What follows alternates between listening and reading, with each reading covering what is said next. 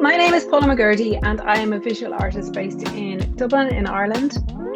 And I started this podcast last year in lockdown. And really the idea was to champion other female artists within Ireland, just to hear more about their story. And I am fascinated by how people got into art, what their creative background is, a bit more about their process, all of that. I love it. I think it's really, really fascinating. And I think regardless of whether you're an artist or not, I think to find out a bit more about how people create things is a wonderful thing. So I hope you enjoy them. This series is on podcasts, so all of the main podcasts, Spotify, iTunes, all of those places. And it's also available on YouTube as well. So you can see them on my YouTube channel, Paula McGurdy. If you like it, please subscribe, please like, please share. Obviously, the way that these get out there and are seen more is if you guys champion them as well and champion the artists that are sharing as well. They give their time up as well to be here and to chat and share more about their process. And it's an amazing thing. Morning, Tory. Oh, morning. Thank you for coming on. It's great to meet you and talk to you. And I guess when you meet people on Instagram, it feels kind of like you know people already because you're seeing so much of what they do and you're hearing them talk and you have quite a bit of interaction going on. So it's great to meet you. I feel like you're an old friend that we've known for a long time from all your stuffy stories and and your activity on Instagram and your profile is just brilliant, Paula. Like, you're so active and consistent, and I know how much time and effort that you put into that. So fair play to you. You do a lot. Thanks, of work. Tory. Yeah, I think we were saying it's like a full-time job. The social media is like a full-time job, and anytime things change on Instagram, I go, oh my goodness, now I need to learn something new. I know. Not more. Yeah, I know. I think I just stick to what I know now. When they introduce new things, I go, oh, maybe that's not for me. I just deal with what I'm doing. Now I will. Yeah. Every now and again I'll dabble into something, but I kind of tend to just do the things the way I do it and hope that that's enough. Hope for the best. I know. I think they're making it like it's just becoming harder, isn't it? And to keep up with everything on Instagram and all the new things. But anyway, that's such is life and such is social media. It's a love-hate. I mean, it's amazing. I think there's never been a better time to be a creative person, to be an artist, because it's such a visual platform that you can put your work out there and people can see it. It's global, isn't it? So it's an amazing thing, really. It is. And I mean, I love it. Like there are definitely sides of it that I absolutely love. And I mean, I just feast on the visual side of it, absolutely love seeing other, to have other creatives work there. And for you to be able to, find and discover all these new, amazing, talented people. I absolutely love it. But then, there is the other side where you're like, okay, I need to get back to my real life now and actually get some work done. So stop with the scroll, Yeah, it's the discipline. If I had a little more discipline, but that's why I tend to be, I think, slightly inconsistent with my profile, because sometimes I just have to say to myself, step back so that I can actually get the work done, because I do get caught up, so it's a case of going, okay, I'm just going to take a couple of days and just concentrate on the work, and then I'll get back on and update people about what I've been doing, That's a healthy way to do it, though, I think, Tory, But just finding your own way, you know what I mean? Like, you seem to have a system that really works, that you can document your work as you're doing it, and that's your content, and that's lovely. Whereas I faff about something shocking and I'm taking photographs and I'm it's incredible, take 20 more photographs, and you know what I mean? So I just don't seem to have the rhythm down to be able to just put stuff out there quickly. So but you do a great job. Well, thanks, Tori, but believe you me, there's a lot of faffing that goes on as well. Yeah, I think creative people tend to be really good faffers as well. I think that's like a speciality, Yeah. isn't it? Oh, I know. I learned this phrase many years ago, but myself and my friends, this is when we were teenagers. We used to just love looking out the window. I said, sounds like we were real rebels, doesn't it? But we used to love looking out the window and watching people pass by. And apparently it's called piddling. And there's a No name way. for it that you just kind of taking the Fiddling world along. in. You just, looking at, people passing by. You're not doing anything much, but it's piddling. And It's so I love funny a you're bit of saying piddling that. as well. That's actually a memory I have from school, is sitting in a Really? classroom and everybody else, like looking around at everybody else and going, how are they all like paying attention and interested in this crap? And I would just be there like staring out the window at the clouds going past, and just like I was such a daydreamer. Really? But I love a good piddling. Well, I think, the I like doing daydreaming really piddling, yeah. I think the daydreaming kind of goes, and it's seen as a negative thing, isn't it? But actually, I think that whole like just being curious and reflecting and your imagination wandering, and yeah. we don't really leave much time for that anymore. So, No, and um, it is lovely, and people watching is lovely. Absolutely love. That's the yeah, yeah, I hobbies love that I it. love, is just watching the world go by. It's so nice. Yeah, yeah. As you say that, I'm kind of thinking of somewhere in a nice piazza in Italy Yeah, somewhere yeah, with a nice I coffee. know. That'd be my ideal now. Yeah, I But know. With some live music playing in the background, oh, the and dream. Yeah, yeah. yeah. So, Tori, you mentioned school there. I guess, were you creative in school? Tell us a bit about your story and where it all began for you, like in terms of your creativity. Yeah, I suppose I was, I did art for A level, for GCSE and A level, so it was definitely like art subjects were my strength in school. But I, I even at that age, I knew I was itching not to be doing still lifes and not to be Mm, doing, figurative stuff, and like I loved working with clay and mixed media and that type of thing. So like, regular art, I still felt it wasn't really where I was excelling. But anyway, I went on to art college. So and I did a year in the University of Ulster in Belfast, the foundation year, and then I specialised in fashion and textile design in NCAD. So okay. so yeah, in the foundation year, I was really conflicted because I had done tried these different disciplines, and like I love textiles and textile print. And yeah, I don't know. Yeah, I went for fashion textile design, which now looking back confuses me. Because Yeah, there's so many other areas that I loved. I loved screen printing, I loved ceramics, I loved, but I suppose you have to make a decision. yeah, yeah. So yeah, so I went into more of a design discipline and worked in that area for quite a few years. But it's so funny, Paula, because you just always I always had this gnawing feeling that it wasn't the right fit. Mm, I loved working in a creative environment, but fashion especially is very stressy and fast paced and cutthroat, and I don't like stress. Who does? mm, I don't like fast paced. I like to take time over things and develop things mm, naturally, rather than force yeah, force push all the time. yeah. So drawing and painting, I just kept doing that all the time in the background, without it really being intentional. It was just that I loved it.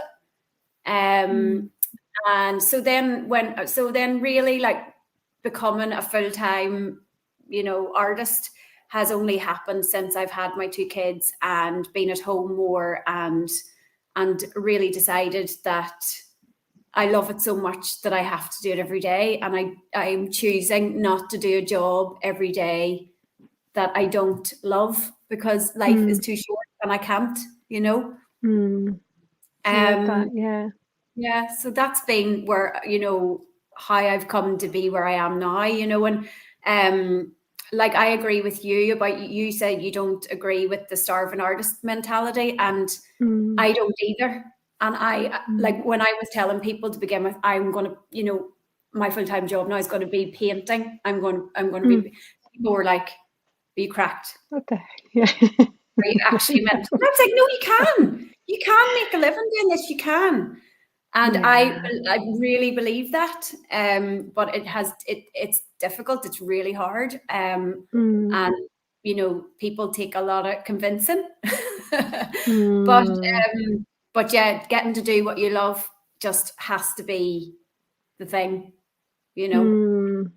I should send you on a reel. You might have seen it. I saw a reel there yesterday, and it was about that, telling people what you do. And people were saying, oh, now that the kids, I was this artist, and somebody said to her, now that the kids have gone back to school, what are you going to do? Are you going to go and get a job? And she was saying, well, yeah, I'm going to like start focusing on my art, and, you know, look into that as a career. And it's quite funny because, you know, the reaction was like, oh, yeah, whatever. So really, what are you going to do, you know? Yeah. And yeah, there's definitely that mentality, I guess, isn't it? You know, but I also think it's that whole thing of, for many artists, they don't know how to make it as a career. You know, they're not taught how to pursue it as a career, in terms of not having a job, but also a job that's paying for you to have your art practice, I guess, as well, instead of like having an art practice and that paying as your job, you know. And as you said, it is hard, Tori, isn't it? I guess you've been doing it for a few years now. Is that right? Yeah, probably 3 or 4 years properly, you know, putting full-time hours into it and more. Yeah, for me, I suppose, like getting the website up and running, and actually having work, you know, putting work up there regularly, and talking about that as being, you know, somewhere people can go to purchase work, that immediately changed it from being, you know, made me feel I have a business now, and I have a platform, and I'm proud of what's there, and you know, I'd love to invite people to come and see that, you know. And that was, you know, so yeah, getting the website up and running was a big shift in my mindset. And also when I was talking about hardships, I think the hardest thing for me has really been to have confidence and to back myself. And I know I'm not unique in that as a creative either, but I definitely do get, it's getting easier for me, but I still get periods of being completely like, oh my God, I can't put this work out there. I don't know how people are going to feel about this. I feel so vulnerable. I feel like I am showing stuff that is so important to me, but what if it just, you know, is flat when I put it out there and it just goes, you know, I genuinely have periods of feeling really terrified of putting work out there, because it takes so much to make it. You know what I mean? You put so much of yourself into it. But that's I think yeah, lots of creatives have that, don't they, Tori? And I think it kind of goes hand in hand, doesn't it, with the whole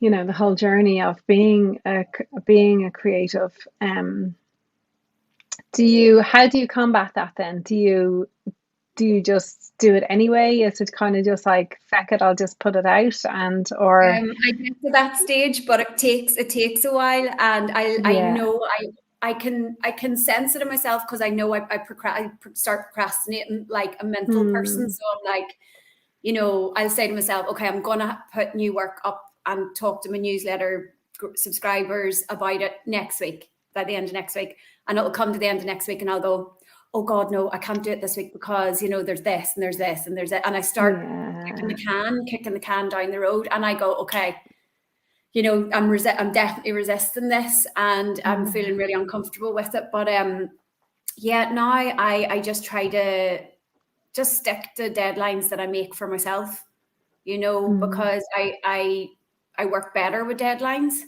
I need to push myself, because otherwise the faffing just Tapping begins all over again. Yeah. Over. So yeah, like feeling uncomfortable is just part of it. It is, isn't it? It's, you know, you can have such amazing days in the studio where you're just bursting and going, oh my God, you just enjoy every minute. And then you have other days where you go, oh, this is really tough. I really got to get over something difficult here. But I think that's what it is, Paula, that is so, I love so much about it is I feel my art teaches me so much about me every day. You know what I mean? It forces me to really look at myself and go, why am I, well, first of all, what is it that makes me really happy? You know, what do I want to create that is going to make me really happy? That's the motivation. But then also, why are these things so difficult for me? Why are these steps that I take challenging me so much?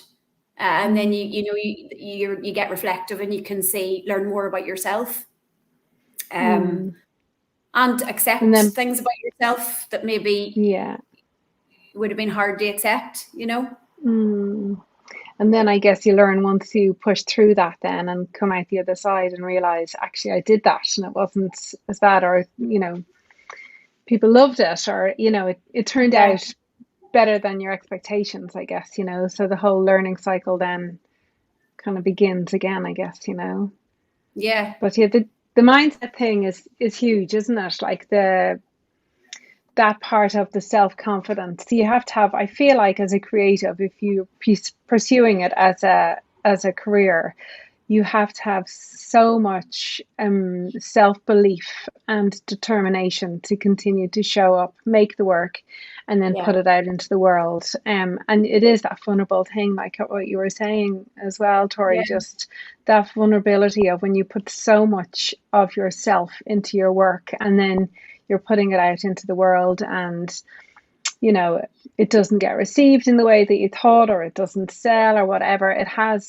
There's these constant doubts that just then start spiraling in your head, and I get it. I fully get it, It's funny, even a couple of weeks ago, I remember saying to my husband, so the last collection that I did, I said to him, just, the way you kind of go back and forward about some things. And I was talking about something and I said, I don't know, I was feeling quite low about things, like in terms of where it was going. And then about 30 minutes later, it was as if the universe had heard something, and I got a ping on my phone and I got one of my originals sold, and I was going, there you go, and I just felt really those moments though really are so important, aren't they? And that's why like when people do buy stuff, and that's what I always try to say to my customers is, you really don't know how much that means to me, because unbelievable. It does, it lifts you right back up again, and you can be feeling complete shit, where you're like, oh, I'm just going to go and get a proper job.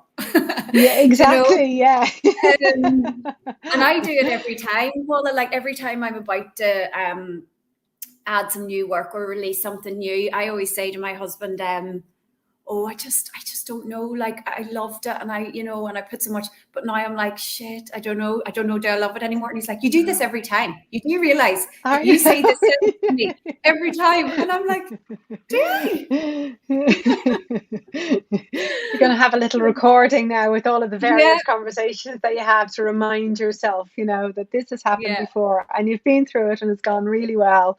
But it's those doubts that just constantly come back, and it's that imposter syndrome, isn't it? I guess that you go like who wants to buy that, or why would you put that out into the world? And but actually it's mad though, isn't it? Because like people talk about imposter syndrome, and then you go, oh yeah, but like what you feel yourself is so raw and so like you're like, oh my God, is it more than that? Is it you really have to and you're right, you really have to find ways of being able to manage it. And definitely like I know going for a run really helps me, and just trying to step away from the work, because sometimes I don't know if you're the same, but if if something's bothering me, I tend to keep pushing to try and resolve it.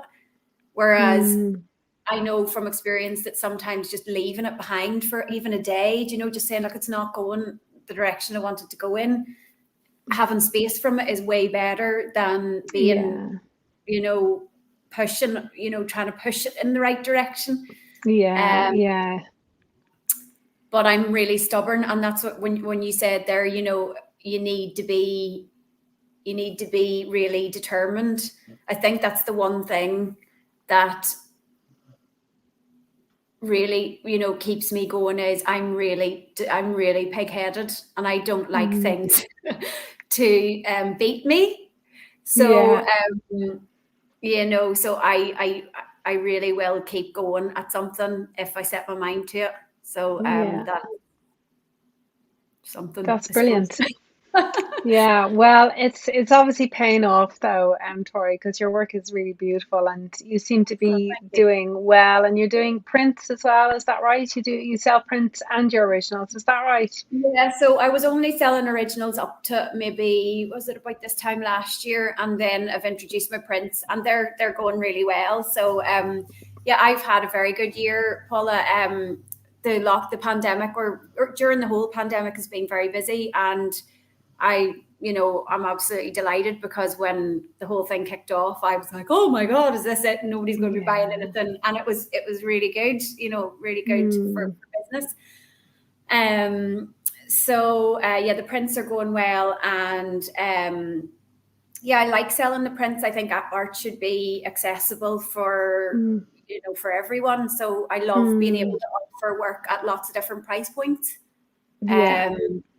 And I like doing some small original work that is more affordable. And for Christmas, I'm going to do a range of some smaller pieces that will make kind of nice art gifts. And I think that's really important as well, that, you can keep things affordable and then have your bigger statement higher priced items. To make it accessible to everybody, really, isn't that right? So tell us a bit about your process. So obviously, I know, for those not listening, I guess, how would you describe your work, Tory, first off, and tell us a bit about your process? Like, how do you start your work? I suppose I'd describe my work as abstract, colourful, abstract. I think it's fun kind of free work, because that's how I feel when I'm making it.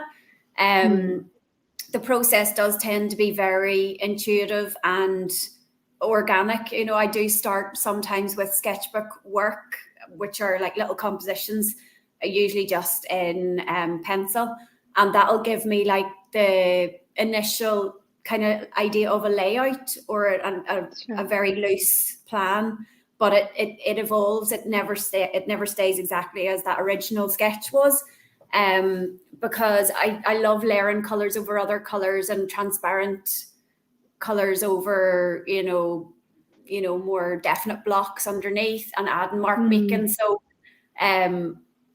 it evolves then and becomes something quite different from the original idea.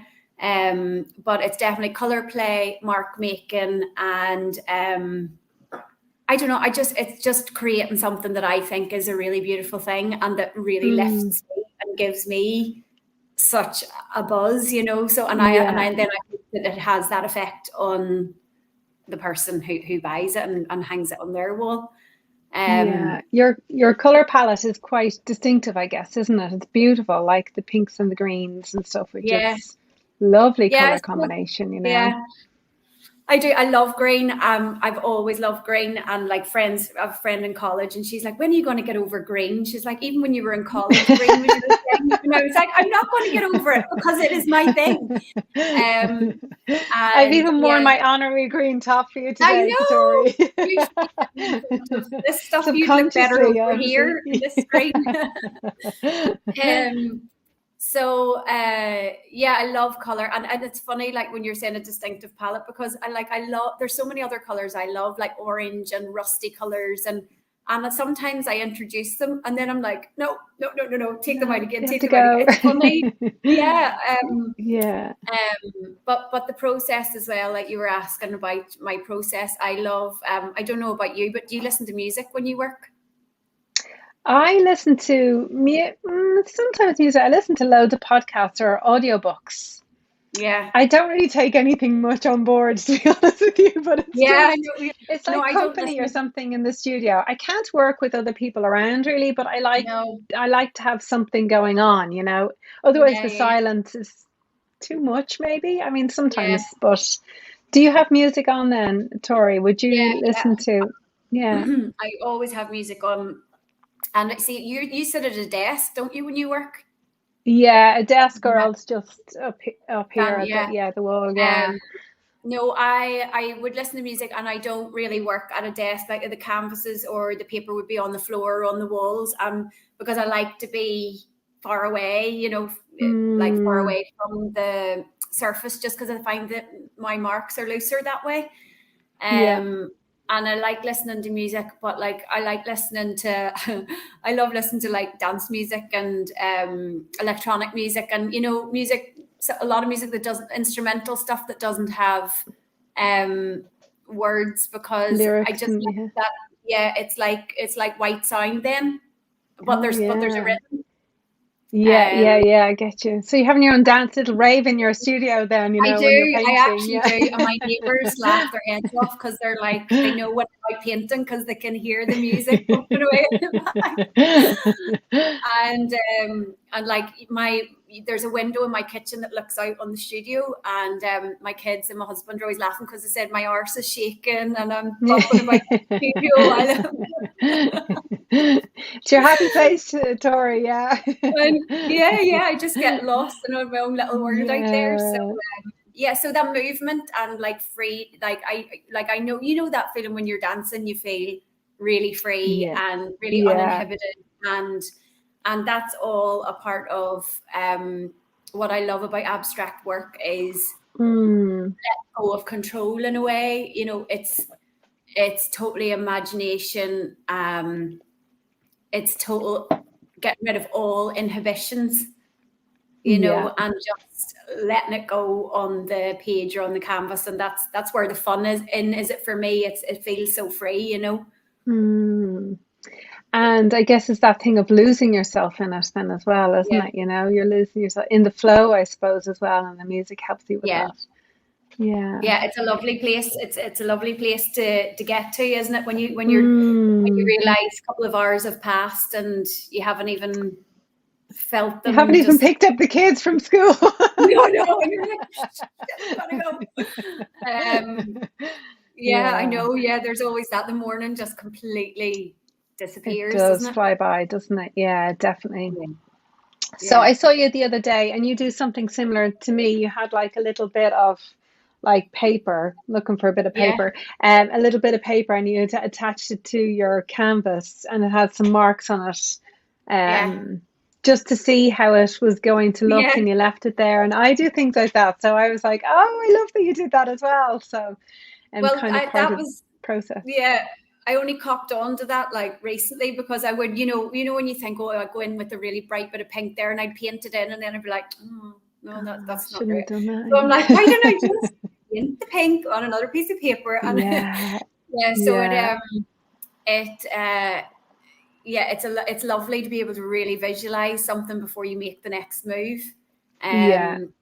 But also I painted in this new collection of work, I painted a page completely black and put white dots on it and ripped out a shape, and that shape is now in nearly every one of the new paintings. So it's become like a consistent theme or thread that runs throughout all of the work. So it just ties the collection together in a way as well. And do you use a lot of mediums and stuff like that in your work then as well, Tori, or is it? Mainly just pastel and acrylic, and sometimes I use some inks. and sometimes Posca markers, you know, because I like sometimes a big definite marker line through the middle of the painted, you know, I know you use your markers as well, and it's gorgeous. Yeah, I do. Yeah, I love the markers. Yeah, so I love just, you know, the contrast of different line quality is lovely. I love that in work. So yeah, I'll play about with that as well. So your work day, you go into the studio every day. Is that it? Do you try and make work every day or be creative, or do you find that you have certain days that you work on your art and then other days that you're packing up orders, or how does your day to day kind of look, I guess? Yeah, it would be mixed like that. I don't, you know, I know some people spend like Monday maybe doing all their admin and all their stuff, and then Tuesday, you know, they but I would, you know, maybe more break up the few hours that I have in the morning. Usually start off just checking emails and stuff like that really quickly. I don't spend too long on the computer first thing, because I usually am dying to get down and just do a bit of painting, you know, to start off the day. So yeah, paint for a few hours in the mornings, and then orders usually would do around lunchtime so that I can take my deliveries down when I'm doing the school run. And then I might do half an hour work in the afternoon or an hour back down in the studio, but the kids are home, so it's harder to, you know, to get into that. So yeah, afternoons, which is lovely. I usually kind of don't do much work, and then work in the evenings, and it would be back down to the studio, and I would usually paint for an hour or two, you know, not every evening. But if I'm going through a busy period, or I've set myself some form of a deadline, I'll work in the evening. Even in the winter time as well, Tori, would you be down there in the evening time? Yeah. When it's dark. Yeah, the studio, I got really good, like, you know, the natural daylight lights in there, so it's really good for working in the dark, and I have a really good heater as well, so it cranked that on, and definitely need that. Yeah, so it's actually lovely going down there at night. You know, you do feel like you're in a wee world of your own. So I love it. Yeah. So you can go down to your studio, close the door. Do the kids come down and try and disturb you, or do they know? Oh no, Mum's in there and she's working, or do they come down? Like, you'll say to them, "Oh, I'm going down now," you know, but and like even if I put them to bed and then I go out the back, the next thing I'll just see this the wee slippers coming down the path and the face at the window, and I'm like, "I put you to bed half an hour ago." And they'll come in and like, "What are you doing, Mom? What are you working on?" So yeah, I get regular visits. I get the face against the window regularly. So that's very sweet. Yeah, that's very sweet. I mean, I think also for them to be seeing you making and creating and doing something that you find really passionate and that you love is amazing, isn't it, for them? You know, it is. Yeah, it is. It's lovely. But Elsie, it's funny because she's 9, so she's really like when I'm working at nights now, sometimes she'll come down, she'll be like, "Is this your hobby or is this your job?" And I'm like, it's my job, but it's my hobby, and that it's something I love. And she's like, "But Mom, you seem to be putting so much time into it. Is it hard work now?" You know, so she's trying to work out. She's trying to work out you know, if it's your hobby and if it's something you love, do you need to do it as much as you do it? You know, so I'm just kind of seeing that it's still something that I'm earning a living from. Yeah. So even though I love it, I still have to do it enough for it to bring money. Yeah, to make money. Yeah, but isn't that wonderful that she's asking and she's you're modeling that to her and she's able to see that, because I think lots of children don't get to see that, you know, that actually your passion can be something that you make a living from, and it can be fulfilling, and you can love what you do. It might be hard work, but you still absolutely love your making and creating and all of that kind of stuff, you know, for kids to be brought up in that and see that creativity, that you can make a living from that, I think it's a wonderful thing, you know. So it is a lovely thing, and I think like there would have been a lot of creative people, like my family. I'd have a lot of creative relatives, and I think that was one of my motivations as well, Paula, was because I saw such talented people not using their talents, you know, and it being a secondary thing, and them feeling very frustrated in their professional lives because they felt like they had more to offer, but there wasn't the path there, or they didn't feel the opportunity was there. You know, and I remember observing that and thinking, my God, like you can, because my granddad was an amazing wood carver, and he made these beautiful animal carvings and everything, and he really tinkered in his shed, like he was always out doing stuff in his shed, and it was passion, like he absolutely loved it, and he had so much skill, and I remember thinking, you know, that should have been what he was doing every day, like he is in love with this thing. So talented, you know, and like that there were other relatives who had the same their own creative abilities, and it wasn't something they did every day. So it's back to that thing that I think we're in an amazing time, like that we can do those things. I guess maybe back in the day there wasn't maybe that, I think you're right, ability maybe, or there was the ability but it mightn't have worked out the same way in terms of there wasn't structures in place for you to have that kind of living in an easy way, to make it your career choice if you wanted that, I guess. Whereas nowadays, like, it's back to that thing, like social media is just amazing for creatives, and particularly you know, for artists. It's just so visual, and it's opened up like literally the whole world, hasn't it? You know, it really has. You know, in terms of where you can sell your work and where people can find you from all over the world. It's like, it's incredible, you know, and I think it's available to anybody who wants it, really. Isn't that right nowadays? Whereas maybe my granddad was really, like, he was brilliant at wood making. He wouldn't have been a carver as such, but he made tables and amazing things, like beautiful tables with like matchsticks and like all sorts of things, like on the actual top of the table, like really beautiful.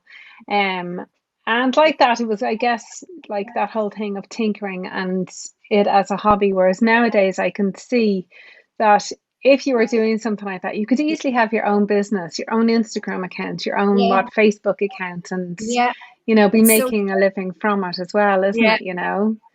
But even the fact that, like, if, you know, not that long ago, say somebody like me, I would have had to be doing, you know, fairs, and not, you know, it would have been a lot more of a physical job in terms of going to different shows and representing yourself in a physical way, you know, and traveling with your work, and reaching out to more shops and galleries. And I mean, really, I only sell at the minute through one shop in our village here in Moycullen, and that's the Tree Bark store. It's a gorgeous coffee shop / art space and gift shop.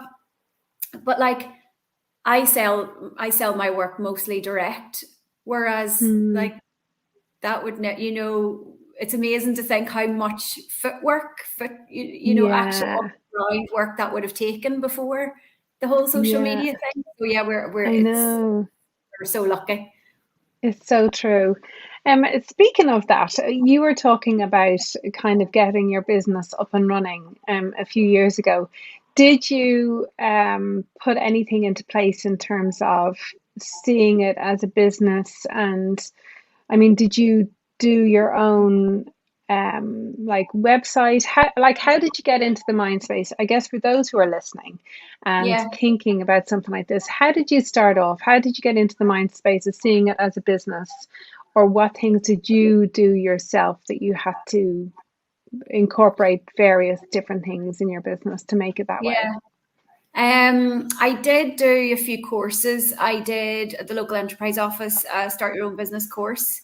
And that was actually before my art website. I had another business called Coco Loves Flow, and it was children's. I made children's clothes and blankets and cushions and sold them. Oh.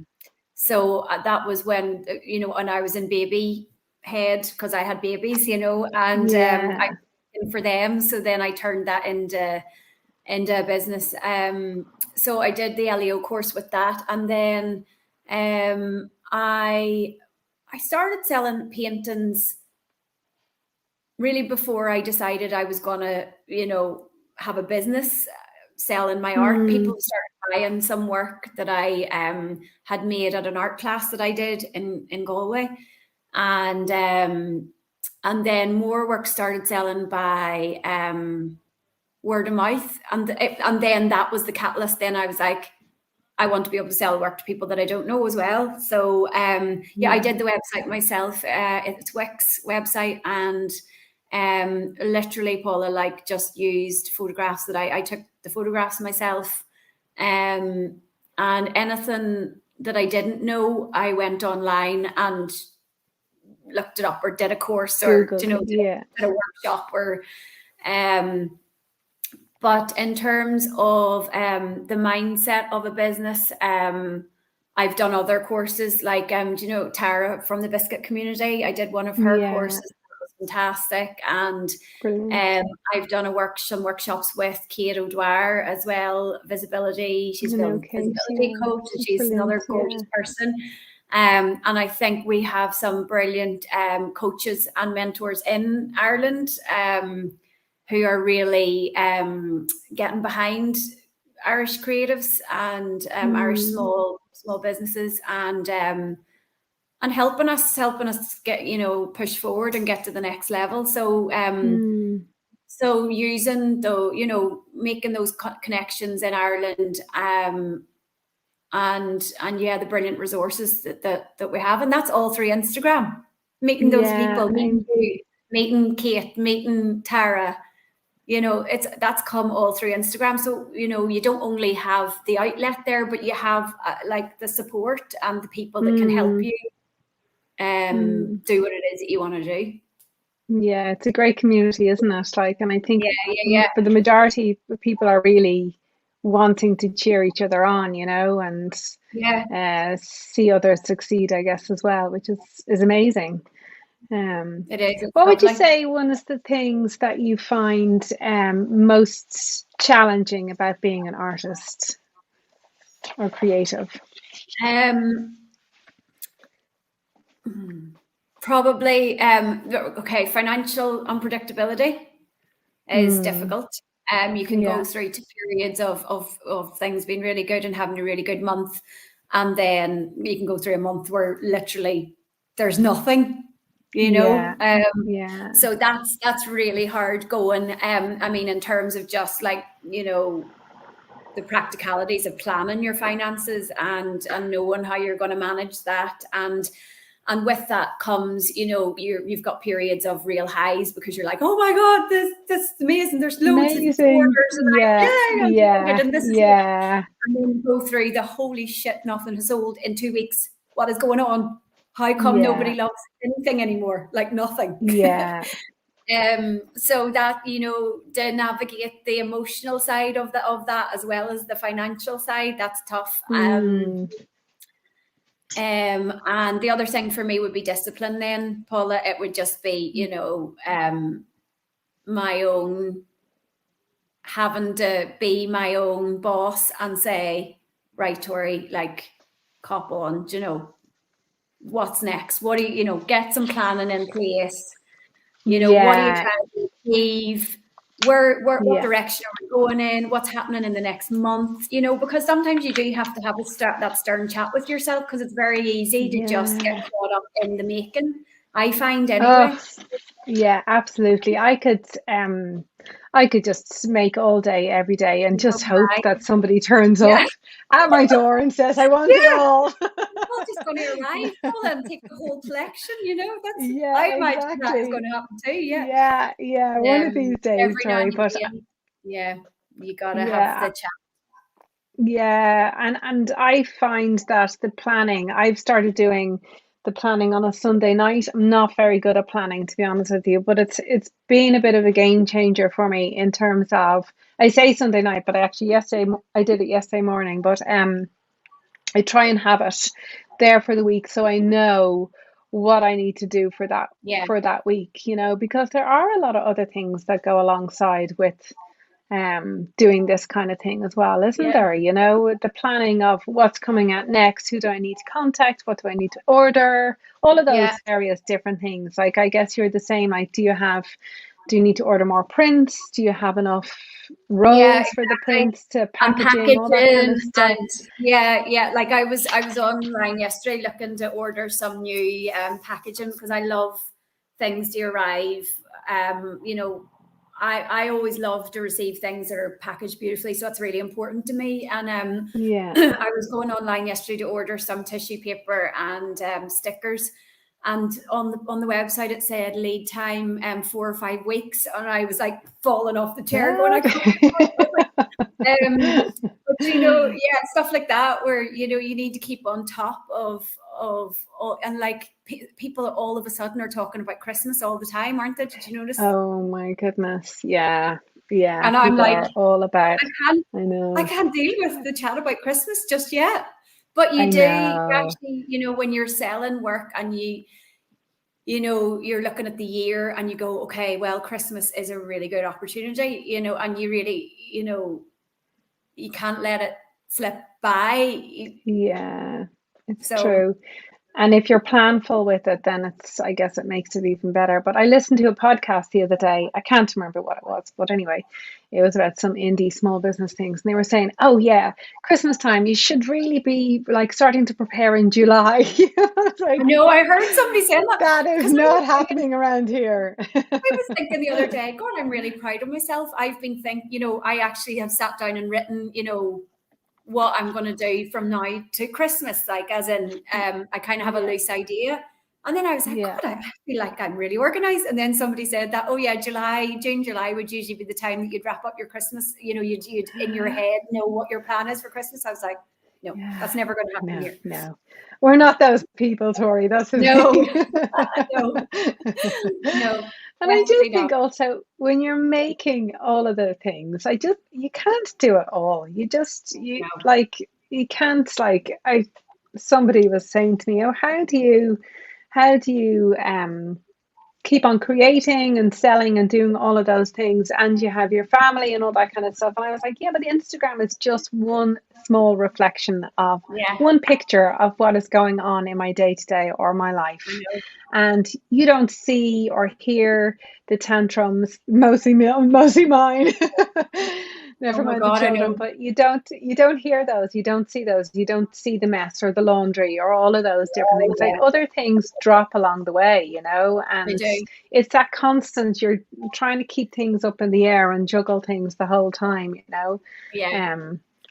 but I think put so much, when you put so much into something, like for me, it's work and kids and the house kind of gets, it's back down the end somewhere, where you kind of go, okay, I can't, everywhere can't be pristine.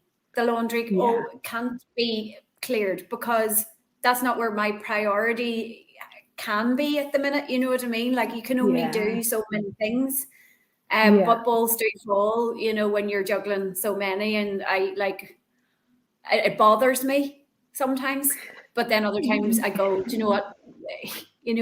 I'm only one person. Yeah, it bothers me too. But then also, I think, particularly if you're doing this and it's your business and you have children, the mom guilt comes in from time to time, and you see other people. And again, it's back to that whole Instagram, the ideal of what you should and shouldn't be doing, and what your children are doing, all that kind of stuff, And then I think, well, sometimes my kids have to be sat in front of a screen in order for me to get some work done. I don't have a nanny, and I don't have, people around to really help out with that. So that's just the way sometimes. That's just the reality of it, and I'm exactly the same. Sometimes it's not ideal, but you go, well, what are the options? You either don't work, and give yourself completely that other thing, or you know, yeah, it definitely is a juggle, Paula. I'm working from home, you know. I think a lot of people have realized that it's not as easy because you have all those distractions right there in front of you all the time as well. Do you have any suggestions for, say, for instance, if somebody was wanting to start out on a creative journey, or they didn't have a clue of how to begin with some paints or, you know, some colors, what advice would you give to somebody who said, oh, Tory, I'd love to do what you do, or I'd love to start painting? What would you suggest to somebody? I just think that would be so much fun. I'd love to sit down with somebody and just start messing around with them. I would say forget about everything that anybody's ever told you about, like, you know, what you should do when you're drawing or painting, and just have fun. Just get all the colors and all the crayons and all the stuff that you want to just mess around with and go for it on a big, massive, like, you know, don't worry about a tiny piece of paper, make massive marks, get loose. Don't worry about what it looks like. Like, I really think just having fun with a piece of paper or canvas is a great way to start. And also, like, in terms of, like, if people don't know what maybe what they want to draw or paint, I'd say, what is it that you absolutely love? Is it food? Is it, you know, do you love flowers? Do you love going to the garden centre? Whereas for me, see, I like urban lines and stuff like that. So I love drawing, like, mark making from manhole covers or grids, or, do you know, that type of thing. Yeah. Like, asking yourself, what do I really love, and starting from that, and what is it about that I really love? Is it the color? Is it the texture? Is it the you know, because if you just start doing something generic that you don't even have any connection to, you're not gonna love the experience. Do you know what I mean? Yeah. It needs to resonate, I guess, doesn't it? You need to have that feeling of wanting more of this, you know. Like, what are you naturally drawn to? You know, if somebody looks at a tree, is it the color of the tree, or is it the texture of the bark, or, you know what I mean? Like, really trying to work out what it is that you want to start looking at. I think that would be my advice. Does that sound like a lot? I love that. No, that sounds fantastic. I love it. I love, you know, the idea of a tree. What is it you're drawn to, the color or the texture? That's very very tangible, I guess, for people to understand and think about as well, you know. So tell us, so what is next in the pipelines for you, Tory? Do you have anything exciting coming up? I guess, yes, we talked about Christmas and all that kind of stuff. What's next for you? Or what are you hoping to do? I have about 15 or 16 new paintings that aren't on the website yet, and that are going to make their way up there. Fingers crossed. In the next week or two. So I'm really excited to have some originals available. There wasn't that much on the website for the last while. So after that, then I'm going to be making my small gift artwork for Christmas gifts. So there'll be a small collection of those available probably by maybe the end of October.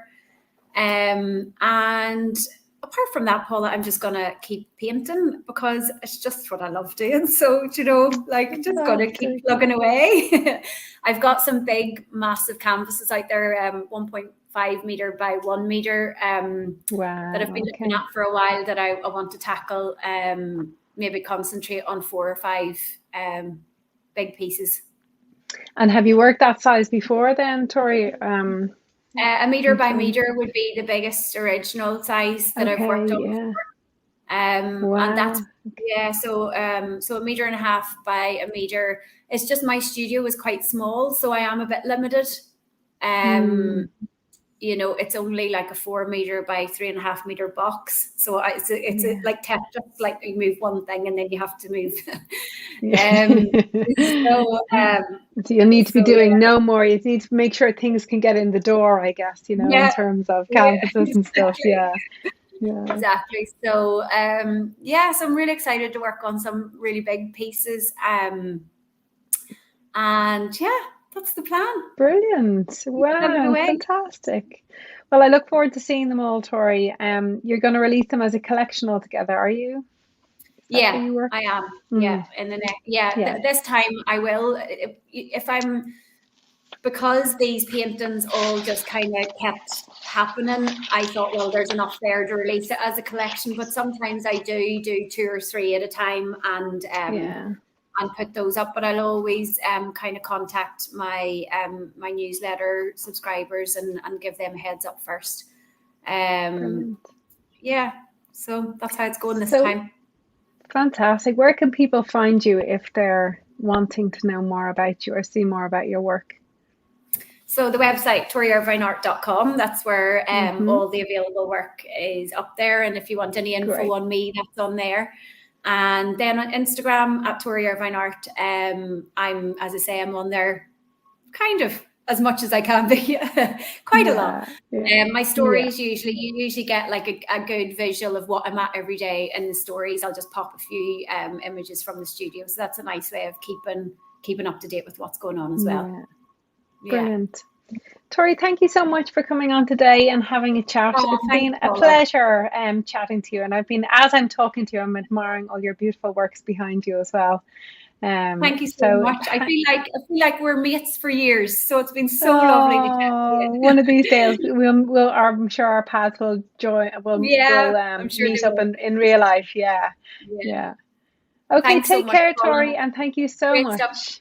Take care. Okay, thank you. Bye. Bye.